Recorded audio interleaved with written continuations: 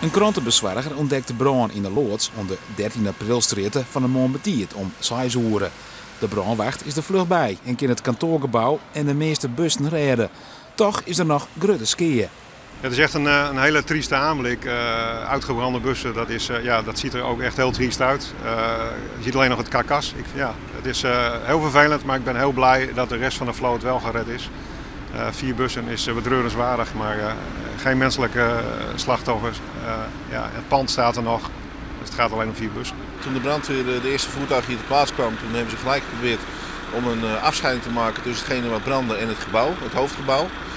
Dat is heel goed gelukt, maar gelijk opgeschaald met 4 of 5 tankoutspuiten.